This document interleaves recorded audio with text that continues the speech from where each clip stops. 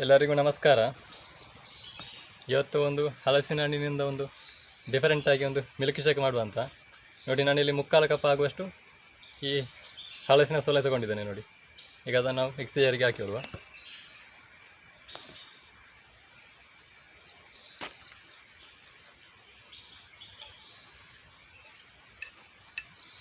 ಅದೇ ರೀತಿ ಒಂದೆರಡು ಏಲಕ್ಕಿ, ಇದು ಸ್ವಲ್ಪ ಈ ಗೋಡಂಬಿಯನ್ನು ಹಾಕಿದ್ದು,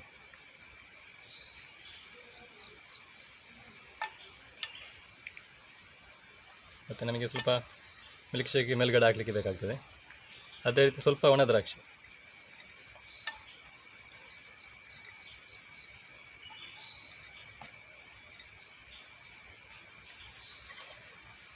ನಾನಿಲ್ಲಿ 3 ಗ್ಲಾಸ್ ಆಗುವಷ್ಟು ಮಿಲ್ಕ್ ಶೇಕ್ ಮಾಡುವಂಥದ್ದು. 2.5 ಲೋಟದಷ್ಟು ಹಾಲು ತಗೊಂಡಿದ್ದೇನೆ. ಈಗ ಇದರಲ್ಲಿ ಸ್ವಲ್ಪ ಹಾಲನ್ನು ಗ್ರೈಂಡ್ ಮಾಡಲಿಕ್ಕೆ ಇದಕ್ಕೆ ಸೇರಿಸ್ಕೊಳ್ತಿದ್ದೇನೆ. 1/4 ಕಪ್ ಆಗುವಷ್ಟು ತುರಿದ ಬೆಲ್ಲವನ್ನು ತಗೊಂಡಿದ್ದೇನೆ. ಈ ಬೆಲ್ಲವನ್ನು ಕೂಡ ಇದಕ್ಕೆ ಹಾಕಿಕೊಳ್ತಿದ್ದೇನೆ. ನಾನಿಲ್ಲಿ ಸಕ್ಕರೆ ಬದಲು ಬೆಲ್ಲವನ್ನು ಉಪಯೋಗಿಸುವಂಥದ್ದು.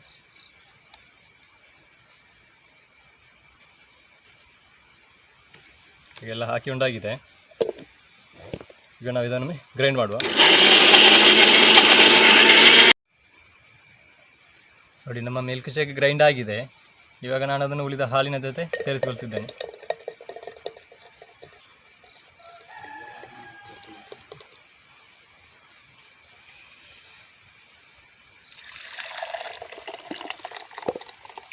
ಮಿಕ್ಸಿ ಜಾರಿಗೆ ಹಾಕಿ ಚೆನ್ನಾಗಿ ಅಲುಗಾಡಿಸಿ.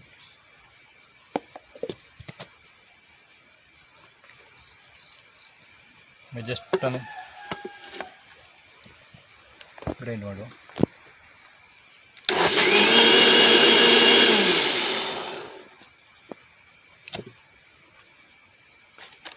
ಎಲ್ಲ ಚೆನ್ನಾಗಿ ಮಿಕ್ಸ್ ಆಗಿದೆ ನೋಡಿ.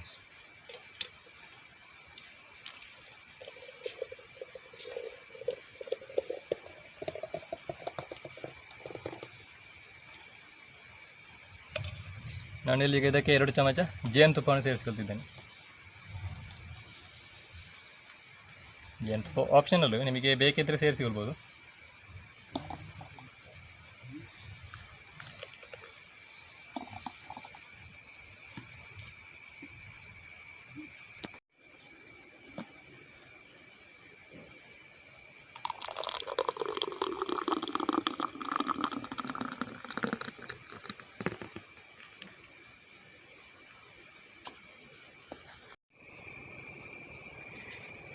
ನೋಡಿ, ನಮ್ಮ ಮಿಲ್ಕ್ ಶೇಕ್ ರೆಡಿಯಾಗಿದೆ ನೋಡಿ. ಮೇಲೆ ಒಂದೆರಡು ಒಣ ದ್ರಾಕ್ಷಿ ಮತ್ತು ಗೋಡಂಬಿ ಆಯಿತು.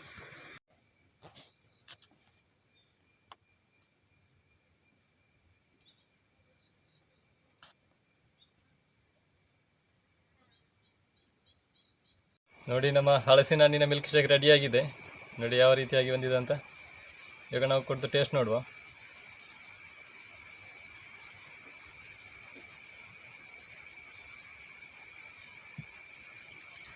ಸೂಪರ್ ಆಗಿ ಬಂದಿದೆ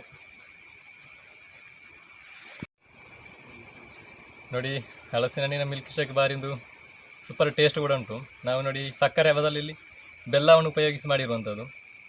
ಎಲ್ಲ ನ್ಯಾಚುರಲ್ ಇಂಗ್ರೀಡಿಯೆಂಟ್ಸನ್ನೇ ಹಾಕಿರುವಂಥದ್ದು. ನೋಡಿ, ನಾವು ಗೋಡಂಬಿ, ಒಣ ದ್ರಾಕ್ಷಿ, ಅದೇ ರೀತಿ ಬೆಲ್ಲ, ಹಾಲು ಮತ್ತು ಹಲಸಿನ ಹಣ್ಣು ಇಷ್ಟನ್ನು ಉಪಯೋಗಿಸಿ ಮಾಡಿರುವಂಥ ಒಂದು ಮಿಲ್ಕ್ ಶೇಕ್. ಈ ಮಿಲ್ಕ್ ಶೇಕ್ ಅನ್ನು ಎಲ್ಲರೂ ಈ ಹಲಸಿನ ಹಣ್ಣಿನ ಸೀಸನಲ್ಲೊಮ್ಮೆ ಟ್ರೈ ಮಾಡಿ ಅಂತ ಹೇಳಿಕೊಳ್ಳುತ್ತಾ, ಎಲ್ಲರೂ ಈ ವಿಡಿಯೋಗೆ ಲೈಕ್ ಮಾಡಿ, ಶೇರ್ ಮಾಡಿ, ಸಬ್ಸ್ಕ್ರೈಬ್ ಮಾಡಿ ಅಂತ ಹೇಳಿಕೊಳ್ಳುತ್ತಾ, ಮುಂದಿನ ವಿಡಿಯೋದಲ್ಲಿ ಇನ್ನೊಂದು ಹೊಸ ವಿಷಯದೊಂದಿಗೆ ನಿಮ್ಮೆಲ್ಲರನ್ನು ಭೇಟಿ ಮಾಡ್ತೀನಿ. ಅಲ್ಲಿವರೆಗೆ ಎಲ್ಲರಿಗೂ ನಮಸ್ಕಾರ.